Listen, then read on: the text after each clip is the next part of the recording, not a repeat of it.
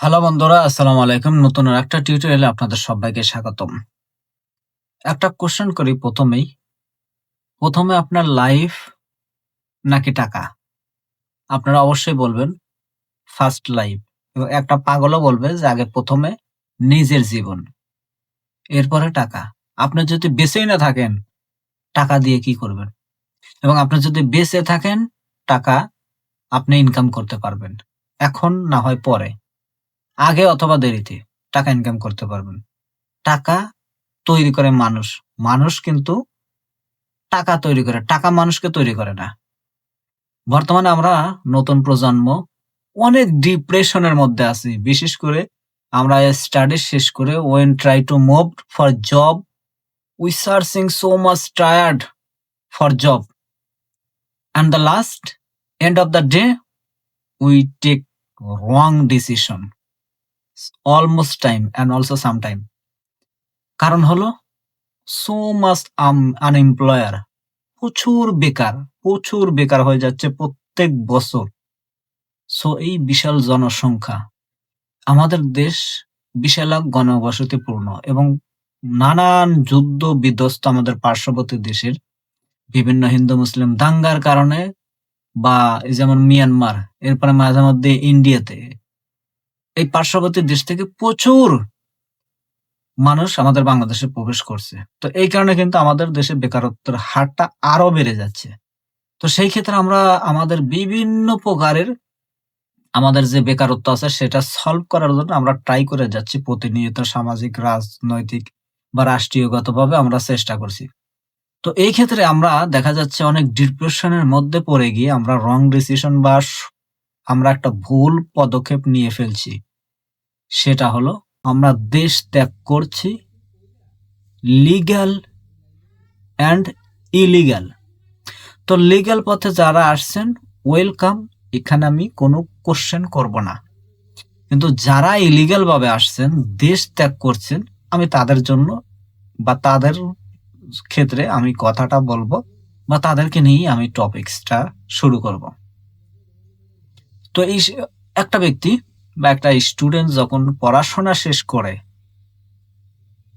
তার বয়স 30-র কাছাকাছি বা 35 কিন্তু চলে যায়, তথা 30+ হয়ে যায়।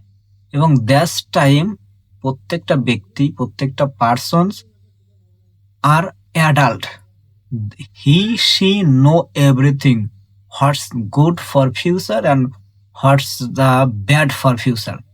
সো এই বোঝার ক্ষমতাটা কিন্তু এসে যায় বা ক্যাচ করতে পারে প্রত্যেকটা বয়েজ এবং গার্লস। তো সেই ক্ষেত্রে আমরা যারা ইলিগ্যাল ভাবে দেশ ত্যাগ করছি বা প্রবাসে আসছি, বিশেষ করে বর্তমানে এই 2 বছর হলো আফটার দ্য COVID-19 বা pandemic time, so much young generation are left own country and try to settle other country like this, the Gulf country, European country or America. এবং প্রত্যেকটা স্টুডেন্টই বা বর্তমান যে ইয়াং জেনারেশন গুলো, তারা কিন্তু অনেকেই অধিকাংশ সচেতন বা 99.99% সচেতন and also educated, not only educated, good and higher educated. So তারা কি করছে, দেশের মধ্যেই অশান্তি, অরাজকতা, রাজনৈতিক দ্বন্দ্ব, হত্যা, খুন, নির্যাতন, এই সমস্ত হেডেক আর ডিপ্রেশন নিয়ে বা এইগুলো থেকে দূরে থাকার জন্য বিদেশে আসছে। এবং কি করছে, যাদের সামান্য পরিমাণ টাকা আছে, কারণ পড়াশোনা করতে করতেই তাদের অলরেডি অবস্থা খারাপ হয়ে গেছে, পঙ্গু হয়ে গেছে, চাকরি মিলছে না, যে বেতন সামান্য। তো এই সামান্য বেতনে দেখা যাচ্ছে একটা ব্যক্তি 1 বছর 2 বছর কোম্পানিতে কাজ করছে, এরপরে ফিউচার আছে, বিয়ে করতে হবে বা বাবা মা বৃদ্ধ হয়ে যাচ্ছে, বোন আছে, তাদেরকে কোনো কিছু দিতে পারছি না। সমাজ থেকে বলছে, এ কি পড়াশোনা শেষ করে এ রহিম কি সুন্দর একটা চাকরি করছে, এ পড়াশোনা করেই নেই, শুধু স্কুলে কলেজে ঘুরে ঘুরে বেড়াইছে, এখানে এর চাকরি হচ্ছে না। ইনসাল্ট। তো সমাজের পাশাপাশি পরিবার থেকেও এরকম ইনসাল্ট। কি করছে, কি পড়াশোনা করছে, জীবনটা শেষ করে দিলাম, ছেলে মেয়েকে পড়াশোনা করিয়ে করিয়ে, এখন তার চাকরি হচ্ছে না। তো এরকম বিভিন্ন সামাজিক, রাজনৈতিক, পারিবারিক চাপে ডিপ্রেশনে কি করছি বা আমরা কি করছি, ওকে আমরা ইলিগাল ভাবেই যেহেতু টাকা পয়সা নেই কি করে ১ লাখ ২ লাখ টাকা ব্যাংক থেকে লোন নিয়ে ওকে চলে আসছি আমরা সৌদি, আ ইমারত বা সিঙ্গাপুর, মালয়েশিয়া অথবা যাদের একটু মধ্যবিত্ত ফ্যামিলি ইউরোপে চলে যাচ্ছি। অথবা যারা এই নরমাল ফ্যামিলি ইউরোপে চলে যাচ্ছি ইলিগাল ভাবে। এবং এটার দুর্দান্ত উদাহরণ হলো প্রায়ই গত বছরে ২ থেকে ৩ বার লিবিয়া হয়ে ইতালি বা গ্রিসে যাওয়ার পথে ১০ জন, ১৫ জন, ১৭ জন, ১৮ জন করে প্রবাসী মৃত্যুবরণ করেছে। এরপরে প্রবাসীদেরকে আটকে রেখে মুক্তিপণ দাবি করেছে। এই কিছুদিন আগে একটা নিউজ দেখলাম, ৳৫,০০,০০০ মুক্তিপণ নেওয়ার পরেও তাকে মেরে ফেলেছে। এটা লিবিয়াতে ঘটেছে। এবং এই ২ দিন আগে একটা নিউজ দেখলাম যমুনা টেলিভিশনে আপনার মেক্সিকোর একটা বাড়িতে অসংখ্য কঙ্কাল মিলেছে। এগুলো সবাই প্রবাসী। কারণ মেক্সিকো হয়ে মূলত আমেরিকার মধ্যে প্রবাসীরা প্রবেশ করে বা অবৈধ প্রবাসীরা প্রবেশ করে। এরপর আপনার ইউরোপের একটা জায়গাতে গণকবর পাওয়া গেছে, সেখানে অসংখ্য লাশ এবং প্রত্যেকটা লাশই প্রবাসীর। সুন্দর করে কবরস্থানে ঢোকার এতে ফুল দিয়ে সাজানো রাখা আছে। তো আগে আপনার লাইফ, এরপরে টাকা। আপনি শিক্ষিত, আপনাকে ধৈর্য ধরতে হবে। আপনি থিংকিং করেন কি করা যায়, কি করা যায়।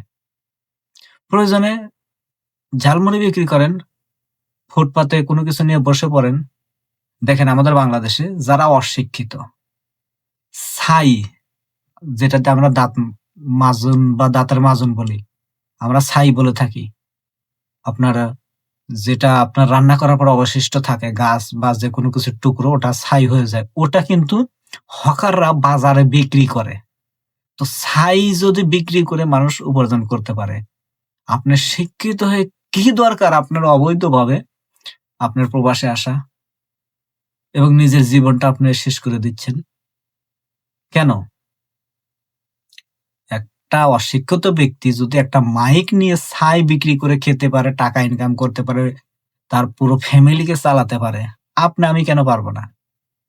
কেন আমরা এত বড় একটা বিশাল একটা রিস্ক নিয়ে ইউরোপের দিকে চলে যাচ্ছি অবৈধভাবে? আমেরিকার দিকে চলে যাচ্ছি অবৈধভাবে? আমাদেরকে এই ধারণা, চিন্তা থেকে বের হয়ে আসতে হবে। ধৈর্য ধরতে হবে। ধৈর্যর কোনো বিকল্প নাই। আপনি যত ধৈর্য ধরতে পারবেন, নিজের রাগ, অভিমানকে যত কন্ট্রোল করতে পারবেন, যত ঠান্ডা থাকতে পারবেন, নিজেকে ঠান্ডা রাখতে পারবেন, আপনি তত গেইন হতে পারবেন। ফ্যামিলি আপনাকে সাপোর্ট দিচ্ছেন না, আপনার ফ্যামিলি ত্যাগ করেন। করে শহরের ভিতরে চলে যান। গ্রাম্য শহরে চলে যান। গ্রাম্য শহর আপনাকে দেখতে পারছেন না, আপনি সিটিতে চলে যান, ডিস্ট্রিক্টে চলে যান, ডিভিশনে চলে যান। স্থান, কাল, পাত্র ভেদে আপনি পরিবর্তন হন, পরিবর্তিত হতে থাকেন। আপনার অবস্থান ফিরে আসবে। ফ্যামিলির চাপে, সমাজের চাপে, রাষ্ট্রীয় চাপে সুইসাইড, আত্মহত্যা বা অবৈধভাবে বিদেশে নিজের জীবনটা শেষ করে দেওয়া, এই ধারণা থেকে বা এই সাইড থেকে ফিরে আসেন। বন্ধুরা, ধন্যবাদ সবাইকে। দেখা হবে নতুন আরেকটা কোনো ভিডিওতে। এতক্ষণ সবাই ভালো থাকেন, সুস্থ থাকেন এবং আপনাদের যারা বেকার আ বা ডিপ্রেশন বন্ধু আত্মীয়স্বজন আছে, তাদেরকে ডিপ্রেশন থেকে মুক্ত হতে উৎসাহ প্রদান করেন, সাহায্য প্রদান করেন এবং সচেতনতা গড়ে তোলেন। খোদা হাফেজ।